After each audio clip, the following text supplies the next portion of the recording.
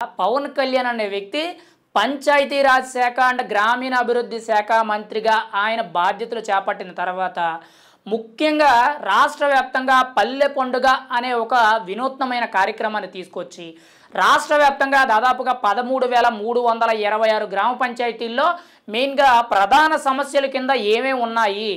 గత 5 ఏళ్లలో మెయిన్గా పల్లెటూరులో ఎటువంటి అభివృద్ధి జరగలేదు, వాళ్ళు ఏ విధంగా ఇబ్బంది పడుతున్నారు అనే విధంగా ముఖ్యంగా అన్ని సమస్యలు అంటే తారు రోడ్లు కానీ, సిమెంట్ రోడ్లు కానీ, డ్రైనేజీలు కానీ, మంచినీటి సదుపాయాలు కానీ, ముఖ్యంగా కరెంటు కానీ, ఇలా పలు రకాల సమస్యలు ఏవైతే ఉంటాయో ఇవన్నీ కూడా దాదాపుగా 30,000 పైచీలకు పనులు అనేవి పవన్ కళ్యాణ్ గారు గుర్తించారు. గతంలో అక్టోబర్ ఆ టైంలో ప్రత్యేకించి కూడా ఈ పల్లె పండుగ అనే కార్యక్రమానికి ఆయన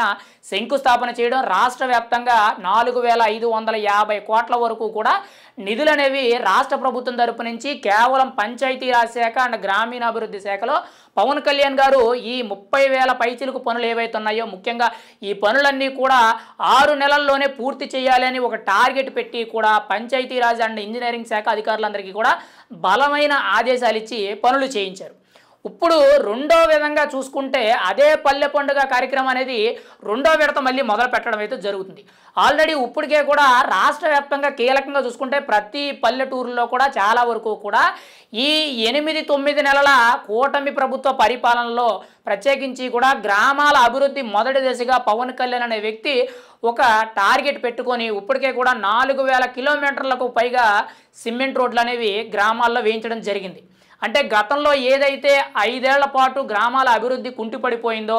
రోడ్లు లేక, మెయిన్గా మంచినీటి సదుపాయాలు లేక, డ్రైనేజీలు లేక,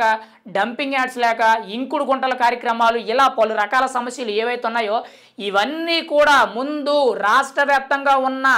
దాదాపుగా 29,000 పైచిలకు గ్రామాలు ఏవైతే ఉన్నాయో వీటన్నిటినీ కూడా ప్రతి గ్రామాన్ని కూడా అభివృద్ధి చేయాలి, ప్రతి గ్రామంలో కూడా రోడ్లు అనేవి ముఖ్యంగా ఉండాలి, సిమెంట్ రోడ్లు కానీ, తార్ రోడ్లు కానీ చాలా బలంగా ఉండాలి, అంతేకాకుండా డ్రైనేజీ వ్యవస్థ చాలా నీట్గా క్లీన్గా ఉండాలి, ముఖ్యంగా మంచినీటి సదుపాయం మెయిన్గా జల్ జీవన్ మిషన్ అని కేంద్ర ప్రభుత్వ వ్యవస్థ ఏదైతే ఉందో దాన్ని ఇంప్లిమెంటేషన్ చేయడానికి ప్రత్యేకించి కూడా పవన్ కళ్యాణ్ అనే వ్యక్తి ఒక మొదటి టార్గెట్గా పెట్టుకోవడం జరిగింది. ఈరోజు ప్రతి ఇంటికి కూడా మంచినీటి కుళాయిలు, అందులో కూడా మంచి పరిశుద్ధ్యమైన నీరు అనేది అందించాలని చెప్పి పంచాయతీరాజ్ శాఖ అధికారులకు కూడా ఆదేశాలు ఇవ్వడం, దానికి దిశగా అభివృద్ధి పనులు అనేవి జరుగుతున్నాయి.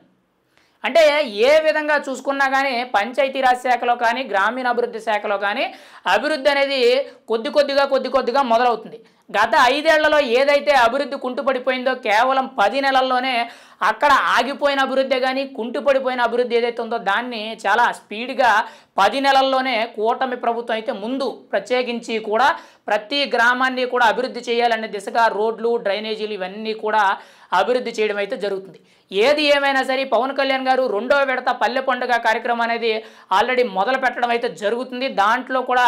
ఎన్ని గ్రామాలు లిస్ట్ చేసుకొని అందులో ఎన్ని సమస్యలు ఉన్నాయని గుర్తించి వాటికి నిధులు ఏ విధంగా విడుదల చేస్తారనేది మనం అయితే చూడాలి. ఏది ఏమైనా సరే గతంతో పోల్చుకుంటే ప్రతి పల్లెటూరులో కూడా చాలా వరకు కూడా రోడ్లు అనేవి పడ్డాయి, ముఖ్యంగా సిమెంట్ రోడ్లు అనేవి పడ్డాయి, అందులో ఎటువంటి సందేహం అయితే లేదు. నెక్స్ట్ ఈ మిగిలిన 4 ఏళ్లలో అంటే కూటమి ప్రభుత్వం వచ్చి ఇప్పటికీ కూడా 10 నెలల సమయం అయితే దగ్గరికి వచ్చింది. మిగిలిన 4 ఏళ్ల పరిపాలనా సమయం ఏదైతే ఉందో ఈ 4 ఏళ్లలో రాష్ట్ర వ్యాప్తంగా ఉన్న అన్ని గ్రామాల్లో కూడా ఈ పల్లె పండుగ కార్యక్రమంతో కొని అన్ని విధాలుగా అభివృద్ధి, ముఖ్యంగా గోకులాల షెడ్లే కానీ, డంపింగ్ యార్డ్లే కానీ, సిమెంట్ రోడ్లు, డ్రైనేజీలు, మంచినీటి సదుపాయాలు, విద్యుత్ సదుపాయాలు ఇవన్నీ కూడా పల్లెటూరుల్లో చాలా కీలకంగా మారాయి. ఆ దిశగా పవన్ కళ్యాణ్ గారు ఒక్కొక్కటి కూడా అభివృద్ధి చేసుకురావడం అయితే జరుగుతుంది. అంతకంటే కూడా ముఖ్యంగా పల్లెటూరుల్లో బ్రతికే మెయిన్గా పేద ప్రజలు ఎవరైతే ఉన్నారో, సామాన్య ప్రజలు ఎవరైతే ఉన్నారో వాళ్ళందరికీ కూడా ఉపాధి హామీ పనులు ఏవైతే ఉన్నాయో అందులో ఒక్కొక్కటి కూడా డిజిటలైజేషన్ చేయడం, అందులో కూడా పనిచేసిన ప్రతి వ్యక్తికి కూడా ఖచ్చితంగా 300 రూపాయలు నికరంగా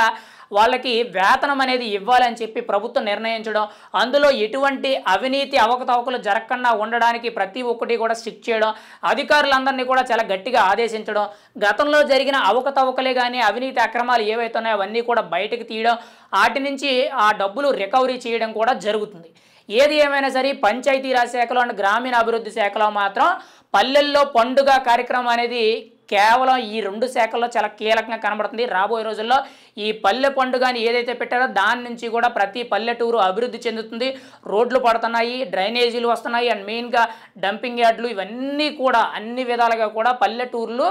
పట్టణానికి పట్టుకొమ్మలని ఏదైతే చెప్తారో అంతకు మించి ఉండే విధంగా పంచాయతీరాజ్ శాఖ అండ్ గ్రామీణాభివృద్ధి శాఖ మంత్రి అయిన పవన్ కళ్యాణ్ గారు అయితే అభివృద్ధి చేస్తున్నారని మనం అయితే చెప్పుకోవచ్చు.